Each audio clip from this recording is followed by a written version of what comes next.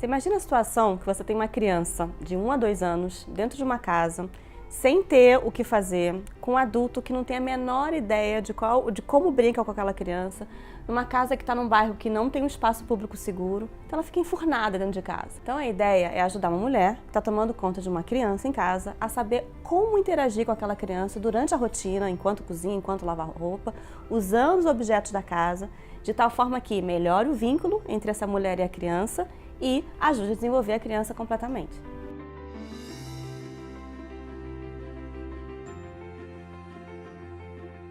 Eu tenho uma filha de 15 anos e com ele foi totalmente diferente. A idade é diferente, mas o incentivo que eu tive do projeto foi bem além do que eu imaginava, bem além.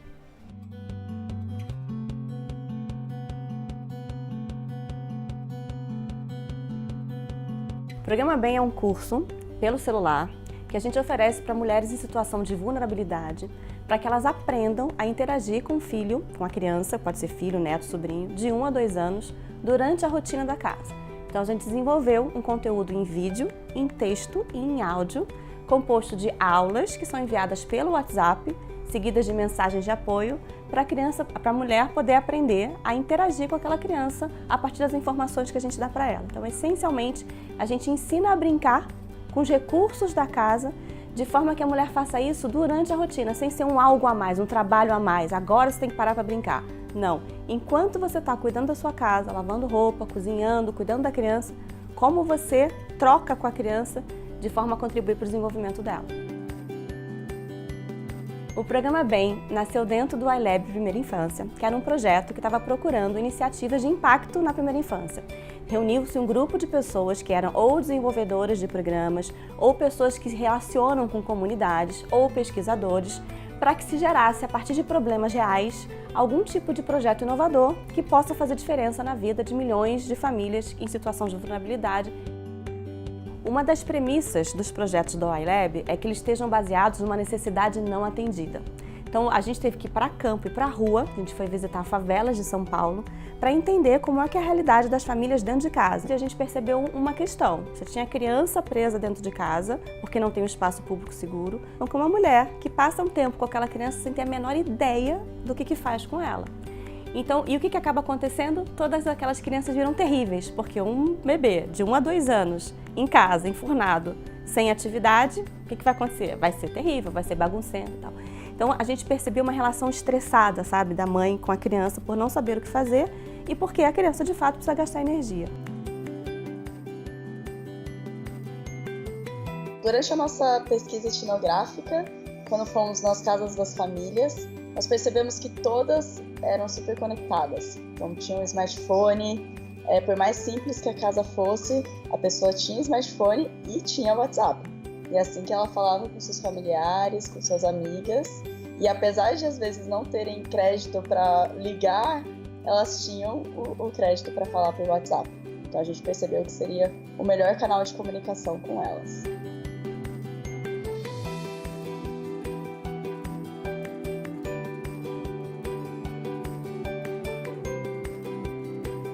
Eu assistia as aulas pelo celular e já logo que eu assistia já ia colocar em prática já as brincadeiras já. As aulas eram super fáceis porque são coisas que a gente tem em casa, né? Os utensílios, os potinhos, os prendedores. Então foi super fácil, bem acessível. Eu não precisei sair na rua para comprar nada, já tinha tudo aqui em casa. Foi bem legal.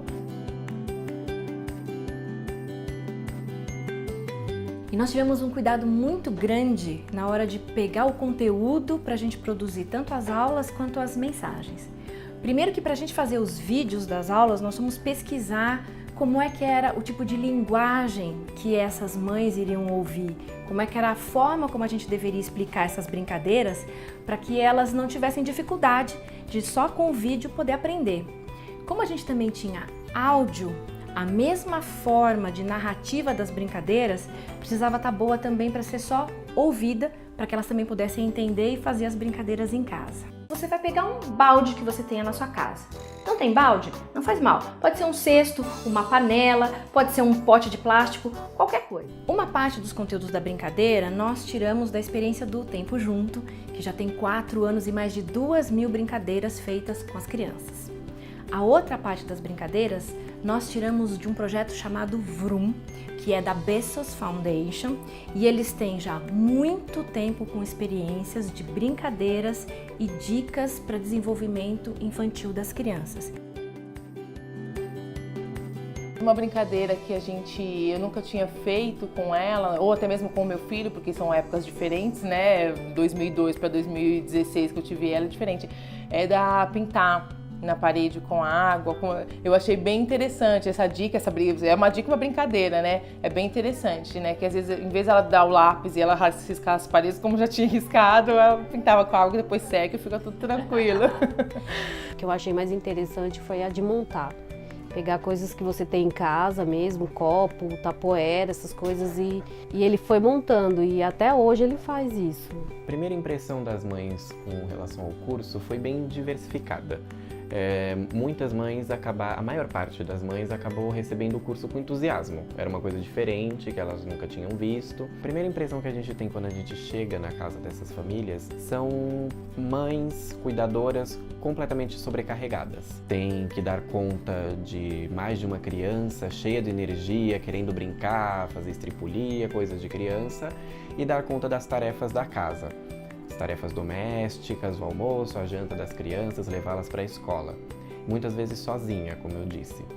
E não sabendo muito como lidar com isso. Como dedicar um tempo para a criança, dedicar um tempo para casa, para as tarefas domésticas, não sabendo se organizar nesse sentido. A mãe, ela interagia com a criança, mas não era uma interação de conversa, não era uma interação próxima, de pegar no colo. Geralmente ela estava atarefada com as tarefas domésticas e ela falava com a criança, mas ela não estava falando com a criança.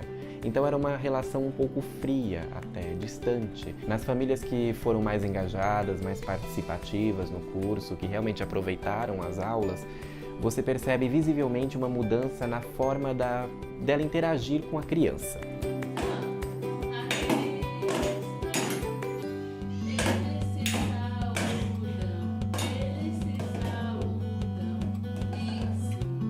A relação delas está mais próxima. Agora ela fala com a criança, ela olha, ela presta atenção no que a criança está falando. Mesmo quando ela está fazendo alguma atividade, cozinhando, passando roupa, ela se preocupa em a criança estar presente, porque agora elas entendem a importância que a relação mãe-criança tem para o desenvolvimento do seu filho. Eu aprendi a, quando eu estou fazendo alguma coisa, poder interagir junto com ela. Porque a gente fica, né? Não vai pra lá, não fica aqui, olha isso aqui. Então você vai lá, dá um brinquedo, dá um utensílio, dá um potinho, né? Dá uma escumadeira, dá uma conchinha e fala, vai lá fazer o papá. Tanto que ela aprendeu a fazer o papá, eu falo, vai lá fazer o papá pra mamãe. Às vezes ela pega a minha panela lá e vem aqui pro fogãozinho de plástico fazer a comida, mas mudou, eu aprendi a interagir mais com ela, não falar, não, vai lá pro seu cantinho, não, vem aqui, ó, toma, ajuda a mamãe aqui, faz o papá, né, ó, pega o prendedor, estende a roupa, e aí a gente interage melhor. Nossa metodologia de pesquisa é a do Frontiers of Innovation, e ela é baseada numa teoria de mudança, ou seja, nós temos uma tese de que fazer uma determinada intervenção num público, a gente consegue gerar resultados de impacto e que podem ser repetidos, se replicados futuramente. E aí sim, baseado em dados, a gente consegue direcionar os investimentos em intervenções que realmente façam a diferença. Para desenvolver o programa como um todo, a gente seguiu todas as etapas de uma metodologia que é do Frontiers of Innovation, Fronteiras de Inovação, que é a plataforma de pesquisa e desenvolvimento do Centro de Desenvolvimento da Criança, da Universidade de Harvard, que tem como objetivo tentar desenvolver e acelerar soluções inovadoras de impacto em escala para resolver problemas da primeira infância. Então, dentro desse projeto do Frontiers of Innovation, o FOI, para ficar para os íntimos, a gente tem 3 pilares de desenvolvimento para conseguir desenvolver o programa. A gente tem que ter uma teoria de mudança muito clara, então o que a gente pretende atingir, qual é a nossa estratégia, qual é a nossa meta e qual vai ser o impacto se a gente atingir essa nossa meta. A gente tem que ter um plano de avaliação de impacto, então tem que ter clareza de quais são as coisas que a gente vai conseguir influenciar e como a gente vai medir antes e depois da intervenção do programa. E a gente tem que ter o material de implementação, ou seja, um programa só é considerado um programa bem feito quando ele é replicável. Então faz parte da metodologia deixar o programa todo documentado para que não só a gente mesmo possa escalar o programa para outras frentes, como outras equipes possam eventualmente pegar o programa bem e também aplicar em outras realidades. Mudou as coisas da minha vida, assim, em questão de organização, em questão de eu fazer as tarefas de casa e poder brincar com ele. Eu tive incentivo para estar ensinando ele as brincadeiras, brincar com ele, não ser aquela coisa certinha, ai filho, agora eu vou arrumar a casa e você fica quietinho, não. Ele vinha, como hoje ele ajuda, vamos ajudar, hoje é dia de limpar a casa, ele vai ajudando, da maneira dele, né, brincando, mas vai ajudando.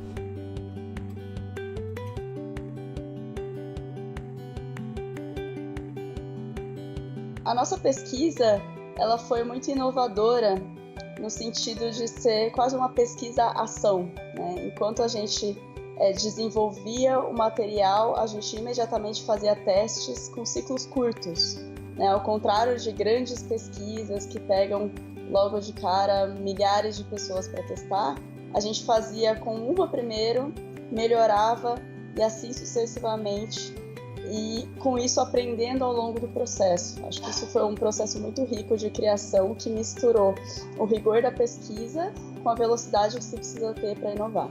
A base da nossa teoria de mudança é acreditar que com informação a gente consegue mudar o comportamento das mulheres. Então a nossa meta é conseguir, através do curso, informar as mulheres sobre aumentar o repertório de brincar dessas mulheres, para que elas tenham mais habilidade de brincar durante a rotina de forma adequada para o estágio do desenvolvimento da criança. Se a gente consegue aumentar esse repertório de brincadeiras e, consequentemente, a prática das brincadeiras na rotina, o nosso impacto vai ser, primeiro, na qualidade da relação entre a mulher e a criança. A gente acredita que tem a capacidade de melhorar essa relação, deixar a mulher mais responsiva, mais atenta para as necessidades da criança. Um outro impacto é diretamente na mãe, na mulher, porque a gente acredita que consegue melhorar a regulação emocional, ela está mais preparada para lidar com a criança, e o senso de parentalidade, o senso de competência de ser uma boa mãe. E o terceiro é o impacto na criança, na capacidade dela se desenvolver de forma adequada porque é esperado para a idade, do ponto de vista de coordenação motora, de habilidades sociais e emocionais, de linguagem. Eu indicaria esse curso, sim, para até muitas mães. Eu mando o vídeo conforme a idade. Olha, isso é legal para você estar fazendo, porque muitas das vezes a mãe não tem instrução e acaba ficando sem paciência, é uma coisa fácil. Eu indicaria esse curso, essas dicas, todas que a gente recebe, ele aumenta mais o vínculo. Você tem mais, assim, uma forma de interagir.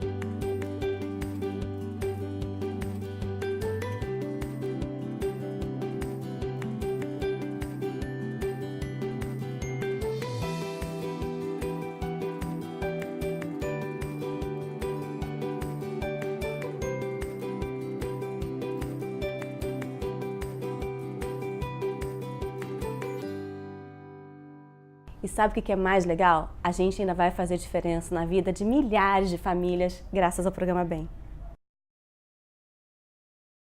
O iLab é uma iniciativa do NCPI, Núcleo Ciência pela Infância, que é um combinado de várias organizações que têm uma atuação em prol da primeira infância no Brasil. Então a gente tem a Fundação Maria Cecília Souto Vidigal, o Hospital Infantil Sabará, a Medicina da USP, o INSPER e o Centro de Desenvolvimento da Criança da Universidade de Harvard. E além disso, tem algumas empresas que apoiam financeiramente, que é o Media Network, o Instituto Natura e o Instituto Sonho Grande.